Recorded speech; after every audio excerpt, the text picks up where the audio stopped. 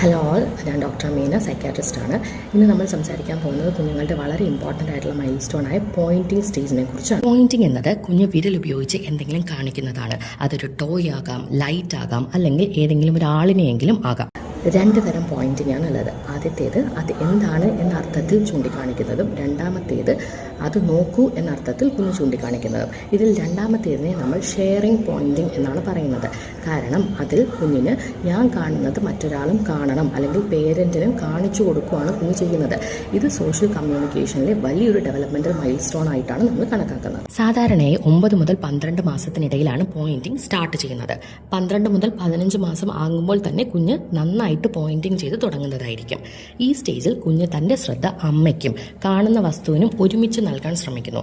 അതോടൊപ്പം ഒരു communication initiate ചെയ്യാൻ അവർ തന്നെ മുൻകൈ എടുക്കുന്നു. കുറേയധികം പോയിന്റ് ചെയ്യുന്ന കുട്ടികൾ വളരെ നല്ല രീതിയിൽ ഭാവിയിൽ വൊക്കാബുലറി ഡെവലപ്പ് ചെയ്യുന്നതായിരിക്കും. തനിക്ക് മറ്റുള്ളവരെ ഇൻഫ്ലുവൻസ് ചെയ്യാൻ പറ്റും എന്ന് കുഞ്ഞിന് മനസ്സിലാകുന്നു.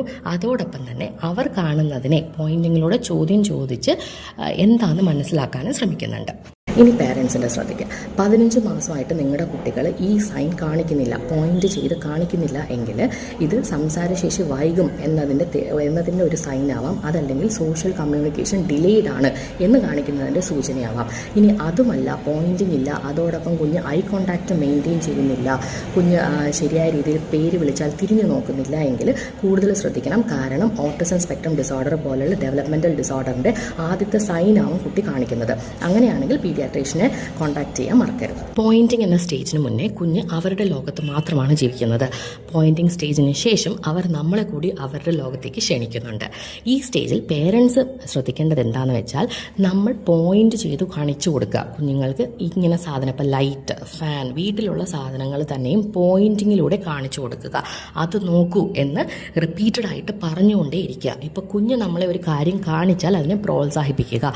ഉദാഹരണത്തിന് കപ്പ് ചൂണ്ടിക്കാണിക്കുമ്പോൾ ആ നീല കപ്പ് മോന് വേണോ അല്ലെങ്കിൽ മോക്ക് വേണമോ, അങ്ങനെയുള്ള രീതിയിൽ ചോദ്യം ചോദിച്ച് അവരെ കൊണ്ട് പതുക്കെ ഇനിഷ്യേറ്റ് ചെയ്യാൻ ശ്രമിക്കുക. ഇതിനെയാണ് ഇൻട്രാക്ഷൻ എന്ന് പറയുന്നത്. ഞാൻ ഇന്നലെ പറഞ്ഞു, ഇൻട്രാക്റ്റീവ് ലേണിംഗ് ആണ് നടക്കുന്നത്. അതുകൊണ്ട് തന്നെ ഇൻട്രാക്ഷൻ വളരെയധികം ഇമ്പോർട്ടൻ്റ് ആണ്. എത്രയധികം നമ്മൾ കുഞ്ഞിനോട് സംസാരിക്കുകയും കളിക്കുകയും ചെയ്യുന്നു, അത്രയും പെട്ടെന്ന് കുഞ്ഞ് സ്പീച്ച് ക്യാച്ചപ്പ് ചെയ്യും, അല്ലെങ്കിൽ സ്പീച്ച് ഡെവലപ്മെൻറ്റ് കുഞ്ഞിന് നടക്കും. ഇന്നത്തെ വീഡിയോ ഇഷ്ടമായെന്ന് വിശ്വസിക്കുന്നു. അപ്പോൾ ഇതുപോലത്തെ baby mile stone development videos വേണമെങ്കിൽ ഫോളോ ചെയ്യൂ. എന്തെങ്കിലും ഉണ്ടെങ്കിൽ, ഡൗട്ട്സ് ഉണ്ടെങ്കിൽ കമൻറ്റ് സെക്ഷനിൽ ആഡ് ചെയ്യും. ബൈ.